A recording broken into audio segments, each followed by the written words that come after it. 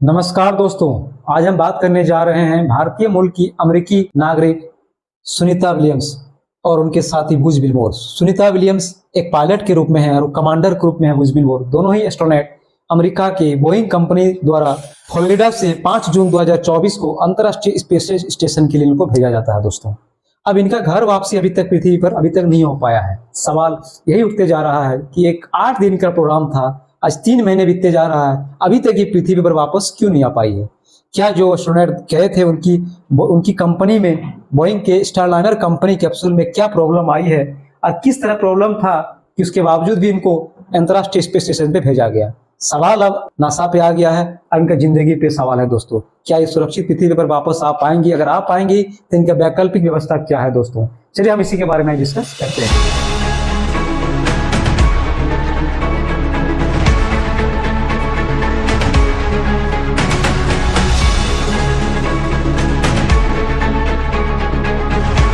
नमस्कार दोस्तों, आज हम बात करने जा रहे हैं भारतीय मूल की अमेरिकी नागरिक सुनीता विलियम्स, जो एक एस्ट्रोनॉट हैं और एक पायलट भी हैं, और उनके साथी बुज विल्मोर।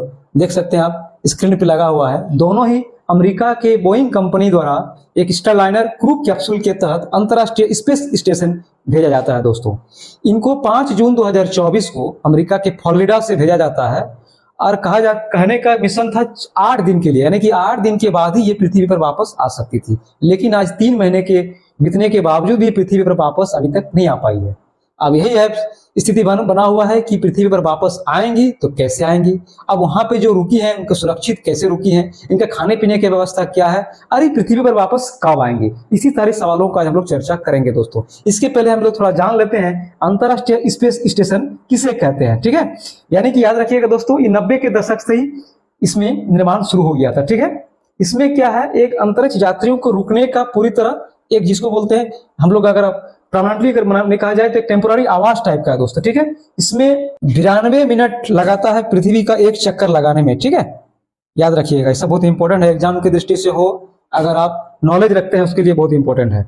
और करीब करीब 15.5 चक्कर जो है एक दिन में दोस्तों ये लगाता है पृथ्वी पर। ठीक है, ये एक स्टेशन है जो अंतरिक्ष यात्रियों के एक रहने का व्यवस्था किया जाता है। जैसे कि अभी दोनों गई है एस्ट्रोनॉट, अब इनका पृथ्वी वापस नहीं आ पाई है, तो इनके रहने रुकने खाने पीने का सारा प्रबंध दोस्तों अंतर्राष्ट्रीय स्पेस स्टेशन में बनाया गया है।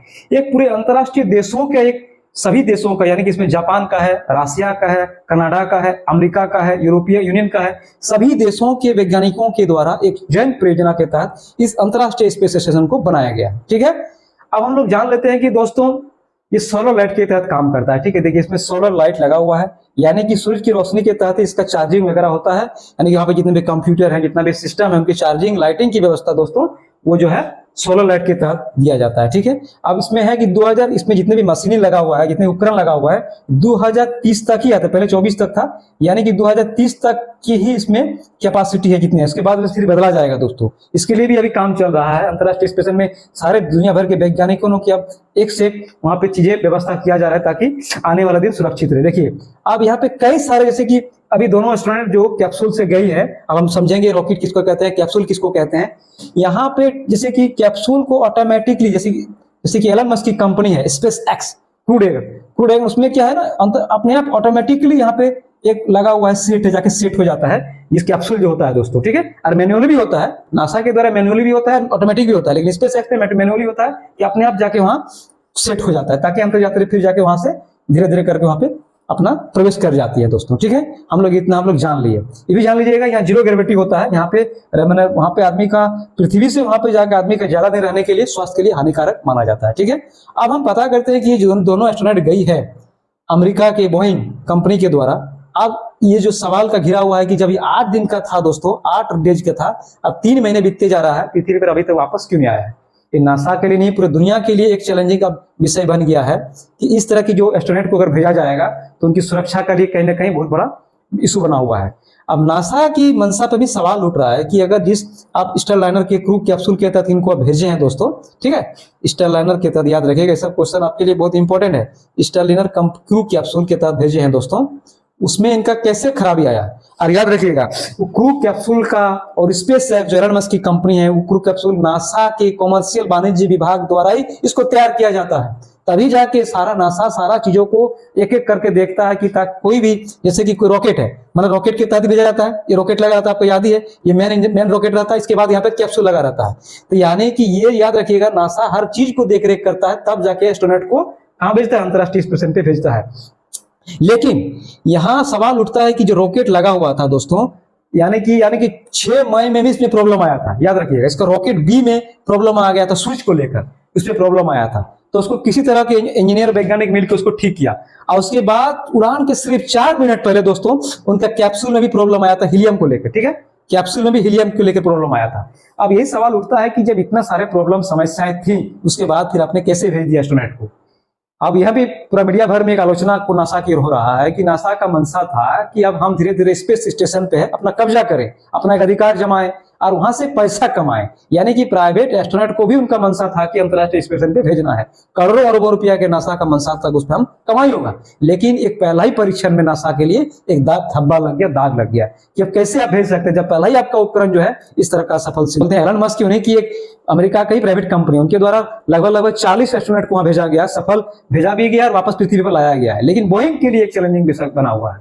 अब याद रखिएगा, बोइंग और स्पेस एक्स दोनों को 2010 के दशक के बाद से टेंडर मिला कि आप लोग एक काम कीजिए, आप लोग ऐसा मशीन बनाइए, ऐसा कैप्सूल तैयार कीजिए कि आप लोग अंतरराष्ट्रीय स्टेशन पर जाके पहुंच सकते हैं, ठीक है।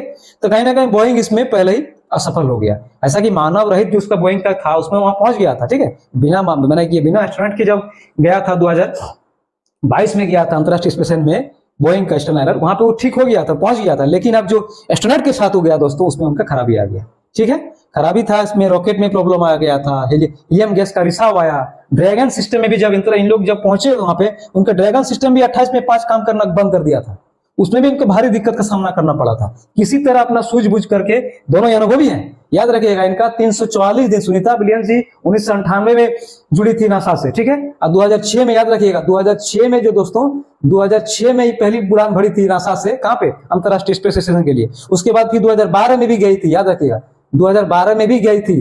कुल मिलाकर 344 दिन का अनुभव है इनका, 176 दिन का अनुभव है बुश विल्मोर का।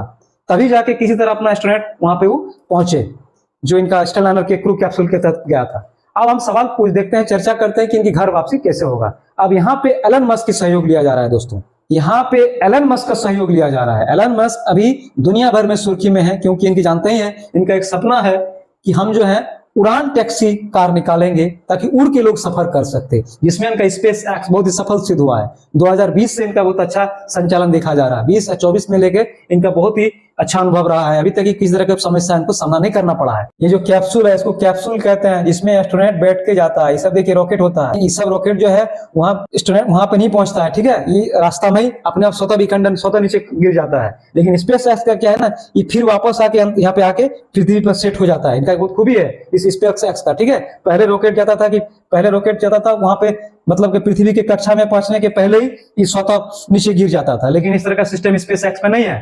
और ये कैप्सूल में अभी जो दोनों एस्ट्रोनॉट गए हैं दोस्तों, इसमें इनका क्या दिक्कत आया है, इनका कैप्सूल में हीलियम गैस का रिसाव आ गया है दोस्तों। हीलियम गैस का काम होता है ईंधन को एक प्रोनोदर के रूप में काम आता है, ठीक है, उसमें रिसाव आ गया है, तो उसमें एक समस्या आया है। उसके बाद रॉकेट में भी प्रॉब्लम आया था, तो रॉकेट चलिए किस तरह से पहुंच गई, अब वहां से स्पेस एक्स के तहत वहां से वापस आ सकती है। एलन मस्क की कंपनी है, ये बहुत ही एक दुनिया में अभी अच्छा छवि बनाए हुए हैं। इन्हीं के सहयोग से जो है सुनीता विलियम्स पृथ्वी पर वापस आएंगे दोस्तों।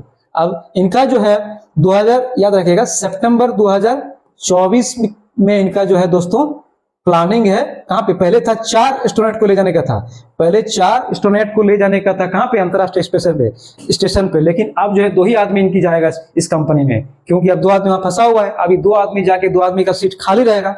और अब तक इनको करीब करीब 2025 के जनवरी फरवरी में, याद रखिएगा, जनवरी फरवरी में इनका वापसी का प्रोग्राम है। तब तक सुनीता विलियम्स जी को वहां पे अंतरराष्ट्रीय स्पेस स्टेशन पे ही रुकना पड़ेगा। 2025 के जनवरी फरवरी में इनकी स्पेस एक्स कंपनी पृथ्वी पर वापस आएगी, जिसके साथ उनका आगमन पृथ्वी पर हो पाएगा। यही बहुत इंपॉर्टेंट चीज था। अब उनके खाने पीने का प्रोग्राम था, रूस के सहयोग से भेजा जा रहा है। सुखोई जो रूस का है, उससे मानव रहित विमान है, जिसके तहत सुनीता विलियम्स और बुश विल्मोर का खाने पीने रहने का जितना व्यवस्था था, उनके सहयोग से वहां पे पहुंचाया जा रहा है दोस्तों। अब कहीं ना कहीं इस एलन मस्क जो दुनिया भर में एक बहुत ही सुर्खी बनाए हुए हैं, अब ये बहुत ही इंपॉर्टेंट पर्सन बने हुए हैं, क्योंकि इनका ऐसे समय स्पेस एक्स अमेरिका के नासा के लिए काम आया है, जब एक दोनों एस्ट्रोनॉट जब उनका फंसा हुआ था। ये बोइंग के लिए भी बहुत बड़ा चैलेंजिंग विषय बना हुआ है कि कैसे उनका रॉकेट में एक कैप्सूल में इतना प्रॉब्लम आया। नासा का भी एक चैलेंजिंग बना है कि जब आप ठीक नहीं, कैसे आप ठीक किए थे, कैसे आपका इंजीनियर वैज्ञानिक उसको ठीक करके अंतरराष्ट्रीय स्टेशन में भेज दिया गया, तो इतना खराबी था, फिर आप क्यों भेजे, क्यों आपको पैसा कमाने का इतना होड़ था ताकि आप अंतरराष्ट्रीय स्टेशन का कब्जा कर सके। कहीं ना कहीं पूरा एक आलोचना का शिकार उनको होना पड़ रहा है दोस्तों। चलिए दोस्तों, इसी के साथ हम समाप्त करते हैं।